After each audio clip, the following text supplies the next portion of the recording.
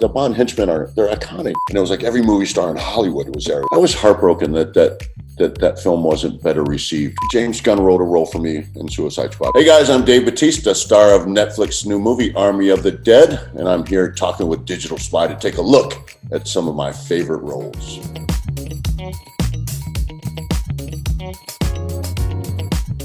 You know, the casting process was a nightmare. First of all, I had just gotten my first agent ever, and he sent me in with very low hopes of getting this role. But anyway, I went in for the audition, not thinking too much about it. I went in for the audition, was terrified. I had brought my acting coach with me to kind of baby me through it. Months, I think like 3 months of auditions and screen tests. And anyway, when I finally was given the role, I was had a breakdown. Literally had an emotional breakdown. It was because it was life-changing. It was life-altering for me. And I had been struggling just to even get auditions up to that point. You know, it was like 3 years that I barely worked, and I left wrestling. I left wrestling on top, you know, had taken a chance on myself and really struggled for 3 years. And I really needed this role, and it was just such a big opportunity for me. So I was, you know, if the call had gone a different way, I probably would have been crushed. I mean, I would have been devastated. And, you know, I don't know what happened, but it literally did. It didn't just change my career. It changed my life. That's when you... Why would I put my finger on his throat? What? I flew over to London to meet with Sam Mendes. And I grew up watching James Bond. I knew what the character was. And Sam met with me and he talked with me and he was like, you know, I don't know where you're at in your career, and I don't know if this character makes sense for you. And he was like trying to sell me this character because I think he thought that I felt that if, you know, because it didn't have any dialogue, that he had to really kind of sell me on this part. And I was like, dude, stop. You don't have to sell me on this part. I get it. I want this part. Like, I am proud to be this guy. Like, this is iconic, man. Fun, you know. James Bond, the Bond henchmen they're iconic, they're classics, and I wanted to be one of those guys.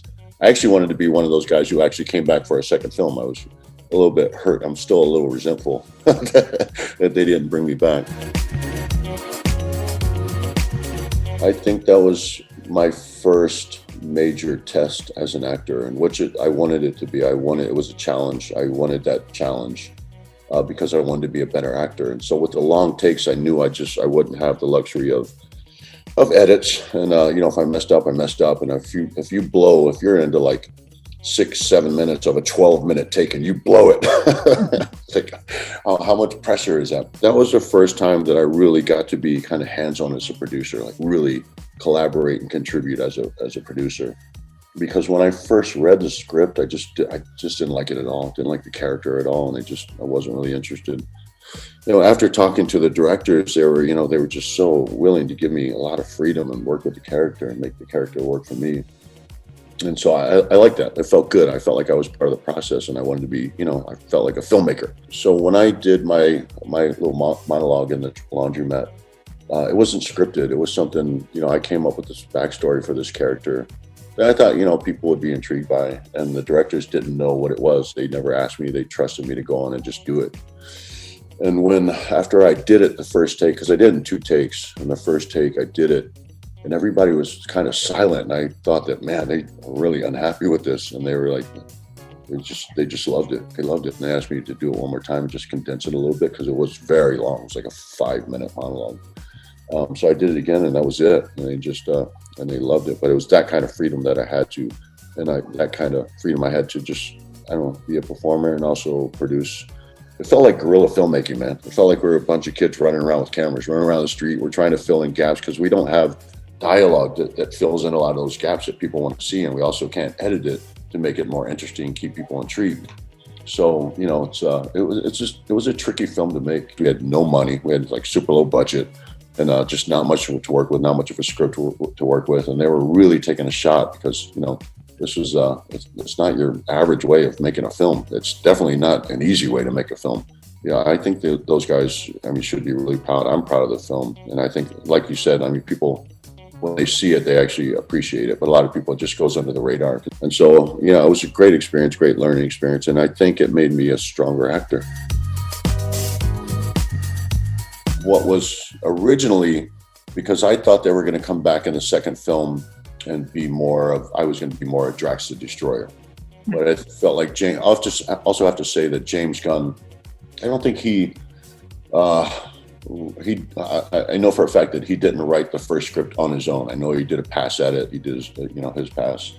But I think the second one, he wrote on his own, and he catered it to us and our strengths. And so he wanted to dive into my comedic value. As a performer, as an actor, I'm more proud of the second film, because on the first film, I could see my shortcomings. I can see where I was very nervous. So I'm much more proud of the second film. And it was a better role for me. It was a bigger role for me. And I loved that he really didn't make me, he didn't go the cliche route and make me the action guy. He went a different direction, which I thought made people, more interested in me as an actor. We were just killing it on set, man. It just felt right. It felt good. Everything looked good. It was different. Oh, there were so many memorable moments. James Gunn gave us a lot of freedom. He was just very creative, and we all just really connected. Like the cast, we had such great chemistry. So I was actually shooting Guardians 2 when I went out to meet Denis for the role. And I went out and I was super excited to meet him. I was already a fan, and also a fan of the original Blade Runner. So, having a shot at this, but literally within the first 20, 30 seconds of meeting him, I walked up, I shook his hand, and he said, "My friend, I'm sorry to tell you this, but you're too young for the role." And I was crushed. I flew out, to do this, and he's already telling. But he said, "But we're here for lunch, and let's sit and let's have lunch." And so we did, and I fanboyed on him for an hour or two. So they said, "Well, what'd you do?" Because they want to push him, feel like they were forcing him to cast me, but they really wanted me. And so they asked me if I do some camera tests, and I said, "Absolutely, I do anything for this role." So I did some camera tests, and Denis said he loved me. He loved me for the part. So I had to win him over. But not only that, so when I auditioned, did my camera test for the role, I did it a certain way. I did it as very kind of intimidating, very ominous Sapper Morton, and I got the role. And he loved it, and I thought I went to set on my first day playing the role that way. I thought that's the way I got the job, playing Sapper Morton that way. And he completely flipped the script on me. He was like, "No, that's not, Sapper's not, he's not scary. He's not intimidating. Sapper is sad. Sapper's got the weight of the world on his shoulder." And completely just redirected the character. So that's when I started to really learn what a great director Denis was, because he just took something and made it something you weren't expecting. It's weird. Whenever we do Marvel stuff, it's usually because the Guardians are such a strong unit and we have such good chemistry that usually when they put us together in a scene, we steal the scene. So, and I always feel like I'm surrounded by family as well. But we're just very close knit. We spent so much time together, and we've interacted with each other so much that's what I usually felt. I never felt like this was huge until the whole cast, all the Avengers were together, whether it be the funeral scene, or even one day we had a photo shoot, an anniversary photo shoot. And it was every movie star in Hollywood was there. It was insane. That's when I feel how big this stuff is. Again, it was a whole new learning experience for me. I was learning a different type of comedy, and also with a very throwback feel of action. I was heartbroken that film wasn't better received, because I thought it was just funny. I mean, it was just a great, funny film, and I thought some people took it way too seriously, and some people, were upset because they didn't get what the name was. And it was stupid. It was really some of this dumbest critiques of what in this film. At the end of the day, it was a silly comedy. But I'm proud of the film. I think it's funny as hell. I wish I thought it deserved a sequel. Probably never happened, but I feel like it deserved a sequel. It was funny enough, and people who actually saw it and appreciated it loved it enough. Again, great learning experience. I came away from that film a better actor, stronger actor, with a wider range, and I learned a lot. Michael Dowse he's great. He's a fun director to work with. This was the first time that I had ever been involved in a film from beginning to end. Sometimes when I watch my performance on that film, I'm just, at some scenes I'm disappointed in myself because I feel like at that point I was more involved with the process of producing, and I was not focused on my acting, which it's a learning lesson for me, and it will never happen again.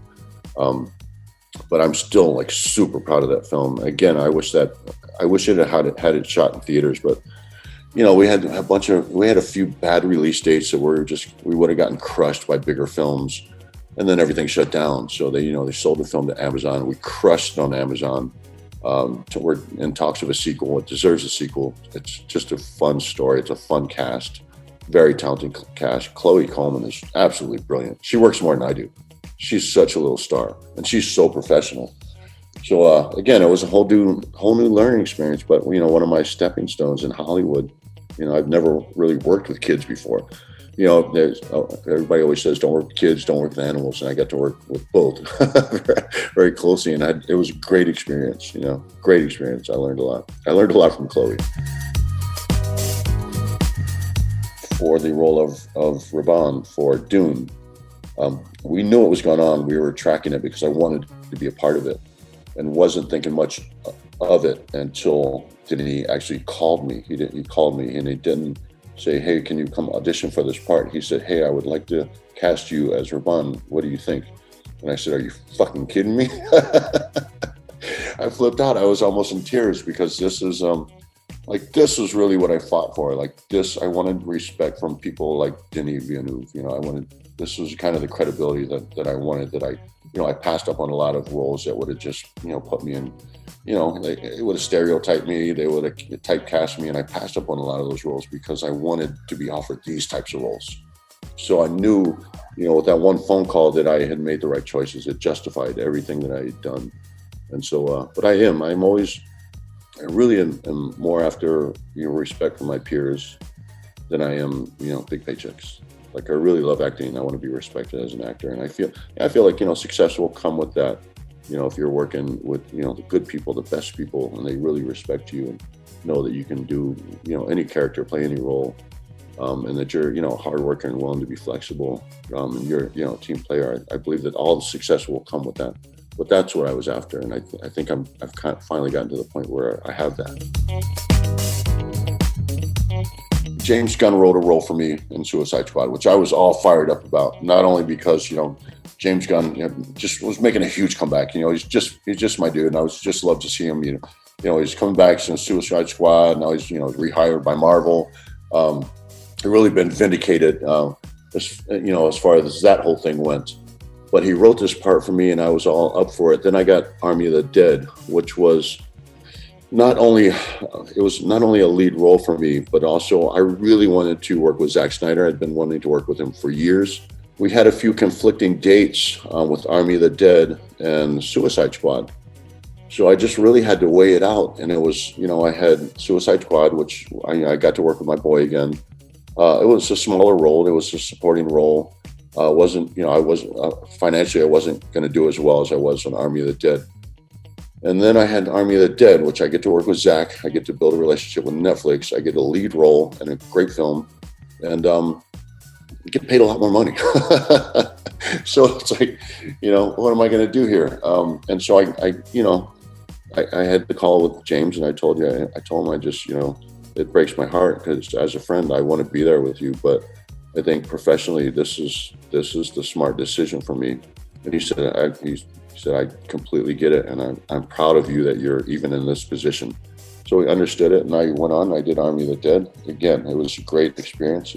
I accomplished everything I set out to do. I worked with Zack. I established a great relationship with Netflix, and I got my lead role, and it's a strong lead role, and I'm very proud of this film. It's a fun film.